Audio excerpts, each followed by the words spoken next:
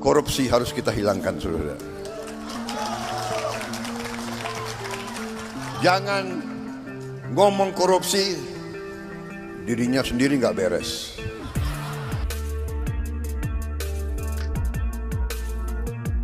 Saudara, sekarang ini APBN, ini uangnya belum ada udah dikorupsi nih, masih di sini nih. Assalamualaikum warahmatullahi wabarakatuh. Kembali lagi bersama kami di tengah gencarnya Pak Prabowo dalam memberantas kasus korupsi. Kini tabiat dan skandal-skandal korup di internal DPR sudah mulai terbongkar. Terbaru ada setidaknya 7 tersangka yang ditetapkan oleh KPK atas dugaan tindak pidana korupsi pengadaan rumah dinas di DPR RI. Tentunya ini sangat disayangkan bagi kita semua karena kita semua tahu bahwa tugas dari DPR adalah mendengar dan menampung serta mengimplementasikan aspirasi dari rakyat Republik Indonesia. Namun apa jadinya ketika wakil rakyat justru banyak yang terjerat kasus korupsi? Kita tidak bisa pungkiri ada pula anggota DPR RI yang tentu saja berorientasi pada suara rakyat dan patuh terhadap tugas dan tupoksinya. Namun kita tidak boleh tutup mata bahwa ada saja anggota DPR RI yang memang secara sengaja melakukan tindak pidana korupsi yang tentu saja ini sangat merugikan negara. Bahkan kita semua tahu sejak di awal kepemimpinan Pak Jokowi pun sudah didesak pemerintah itu untuk segera mengesahkan rancangan undang-undang perampasan aset kepada DPR.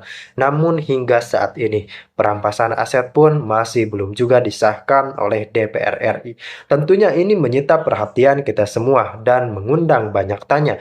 Kenapa undang-undang perampasan aset yang bersifat penting dan mendesak, kenapa harus didelay sebegitu lama? Tentunya ini menjadi perhatian kita semua dan kita berharap bahwa undang-undang perampasan aset bisa segera disahkan. Dan tentu saja ketika kita berbicara undang-undang perampasan aset koruptor, maka semua aset koruptor yang dihasilkan dari cara korupsi akan disita dan diambil alih oleh negara. Tentunya ini membuat praksi-praksi korup ini panik karena memang mereka melakukan tindak pidana korupsi dengan penuh kesadaran untuk memperkaya diri sendiri. Namun tentunya ketika memperkaya diri sendiri itu berujung aset-aset yang beliau ambil dari negara diambil alih oleh negara, dan tentu saja ini membuat para koruptor kembali miskin dan dimiskinkan. Tentunya undang-undang perampasan aset menjadi opsi yang menarik di tengah terus munculnya skandal-skandal korupsi di Indonesia. Komitmen Presiden Prabowo dalam memberangus tindak pidana korupsi di tanah air kembali ia tegaskan pada saat membuka Kongres ke-18 Muslimat NU di Surabaya. Awalnya, Prabowo mengharapkan para koruptor untuk mau mengembalikan hasil korupsinya ke negara sebelum masa 100 hari kinerjanya. Namun, faktanya para koruptor di Indonesia, menurut Prabowo, bandel alias double. Tapi kalau maling nggak usah diajak rukun. Saya ingin mengajak kebaikan. Saya mau mendekati dengan baik. Saya katakan sudah 100 hari. Mbok sadar, mbok bersihkan diri. Hai koruptor-koruptor yang kau curi ya mbok kembaliin. Untuk rakyat, kalau malu-malu nanti kita cari cara yang gak malu. Tapi mbok ya kembaliin. Saya tunggu 100 hari, 102 hari, 103 hari sudah. Ini 100 berapa hari ya? Apa boleh buat? Ya terpaksa lah. Jaksa Agung, Kapolri, BPKP, KPK, silakan.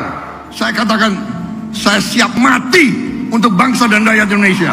Prabowo diejek karena berantas korupsi dan kemiskinan. Apa beneran mampu? Guys, dibalik semangatnya Prabowo buat majuin Indonesia, ternyata ada berita yang cukup bikin geleng-geleng kepala loh. Terutama waktu Prabowo tuh tekadnya kuat banget buat berantas korupsi dan kemiskinan di Indonesia. Ternyata banyak banget pihak yang remehin mimpi besar Prabowo ini. Katanya, ya mana bisa korupsi diberantas dan kemiskinan dihalangin. Prabowo sendiri udah lihat data kalau sebenarnya Indonesia ini tuh kaya banget loh. Jadi, meski bakalan sulit, Prabowo bakal tetap berantas korupsi biar kemiskinan bisa hilang. Menurut kalian, Prabowo mampu apa enggak nih guys wujudin Indonesia yang bebas korupsi dan bebas kemiskinan?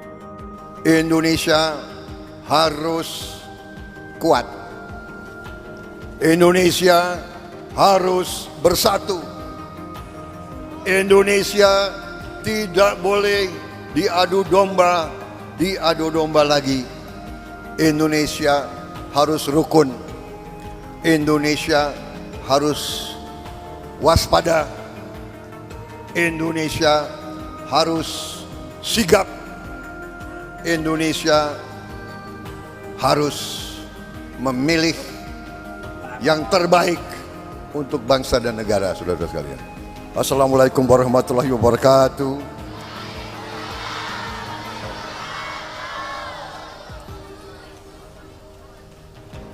Kemerdekaan kita proklamasikan di Jakarta 17 Agustus 45. Tetapi ujian kemerdekaan adalah di Jawa Timur 10 November. Oktober sampai November,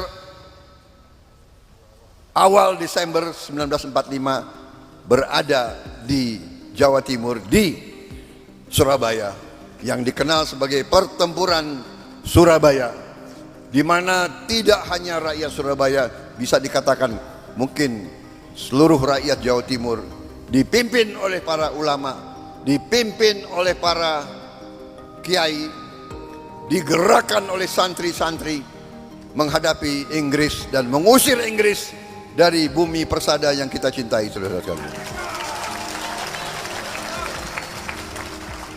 Karena itu sepantasnya kita ingat sekarang saudara-saudara kita di Palestina, di Gaza, yang tiap hari dibom, diserbu, dihujani dengan meriam. Puluhan ribu sudah gugur, orang-orang yang tidak berdosa. Marilah kita sejenak ingat mereka. Inisiatif dari Marilah pemerintah kita berdoa dalam dan hati terus kita, dorong semoga mereka agar itu bisa diberi diselesaikan kebaikan oleh Yang Maha DPR. Kuasa. Dan ini prosesnya sudah berjalan. Dan marilah kita Harapkan ingat, dengan marilah kita jadikan perampasan peristiwa-peristiwa itu sebagai peringatan bagi kita. Indonesia memudahkan harus proses-proses kuat. Utamanya adalah Indonesia harus tindak bersatu. pidana korupsi untuk menyelesaikan. Indonesia tidak boleh diadu domba lagi. Indonesia harus rukun. Indonesia harus waspada. Indonesia harus sigap. Indonesia harus memilih yang terbaik untuk bangsa dan negara, saudara-saudara sekalian. Saudara-saudara sekalian, negara kita sungguh-sungguh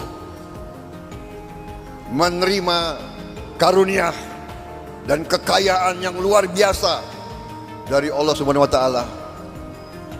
Sekarang masalahnya adalah apakah kita sebagai bangsa, apakah kita bisa mendapat pemimpin-pemimpin yang bisa menjaga dan mengelola kekayaan-kekayaan tersebut untuk dinikmati oleh seluruh rakyat Indonesia.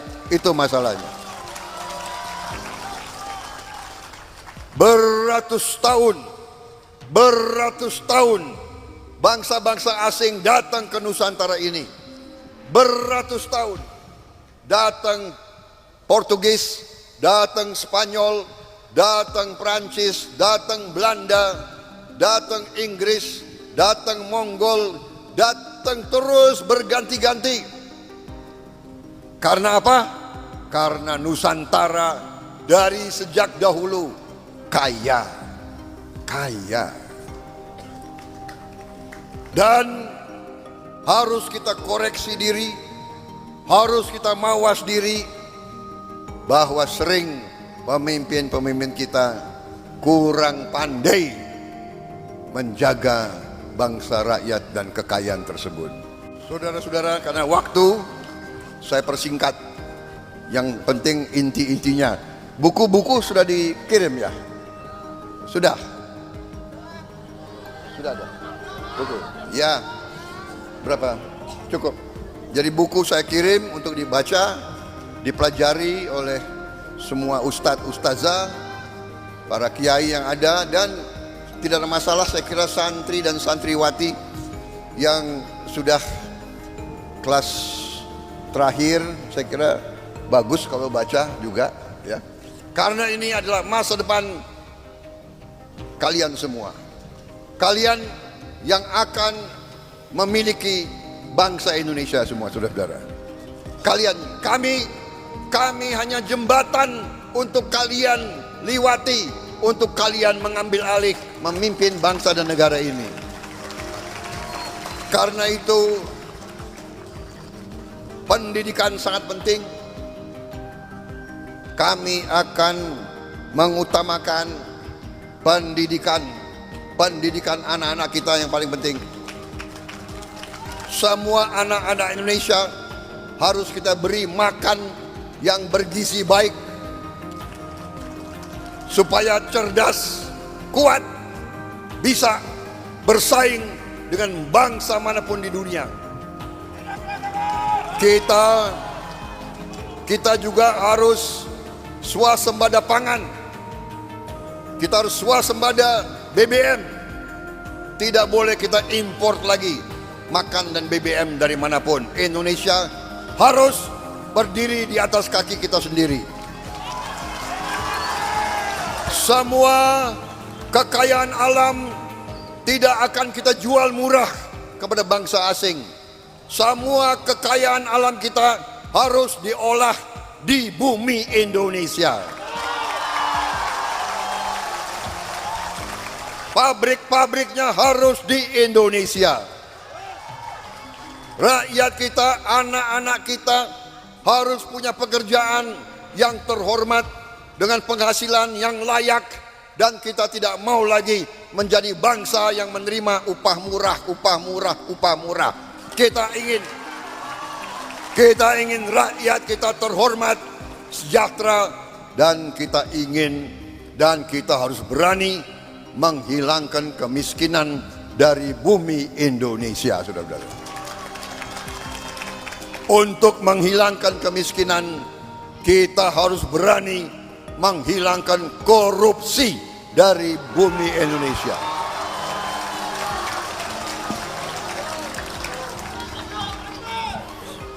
Kita negara yang cukup kaya. Saya sudah hitung dengan tim pakar yang hebat-hebat, otak yang terhebat di Indonesia. Kami sudah hitung, ternyata Indonesia memiliki kekayaan yang luar biasa. Sekarang tinggal kita menjaga, jangan sampai kekayaan itu bocor, jangan sampai maling-maling terus menggerogoti kekayaan rakyat. Korupsi harus kita hilangkan, saudara. Jangan ngomong korupsi, dirinya sendiri nggak beres. Saudara, sekarang ini APBN, ini uangnya belum ada udah dikorupsi nih, masih di sini nih. Masih uangnya belum ada dan mau disusun itu dikorupsi. Caranya bagaimana?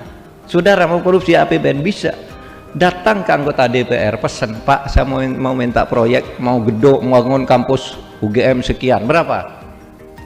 5 triliun misalnya, atau 500 miliar. Nanti anggota DPR bisa, tapi bayar dulu 7%. Uangnya belum ada, anggarannya belum ada, sudah disuruh bayar. Kalau dulu ada uangnya tersedia, baru dikorupsi. Dan sekarang, dulu jangan Pak Harto coba. Sudah lihat anggota DPR, kalau yang suka pulang seminggu sekali, dari Jakarta ke Jogja, ke Semarang, naik kereta api. Wah, sekarang sudah sering pergi pakai pesawat bisnis. Belum lagi kadang-kala charter pesawat hanya untuk makan ke Jogja juga. Saya ingin makan gudeg ke Jogja, saya makan siang ke Jogja.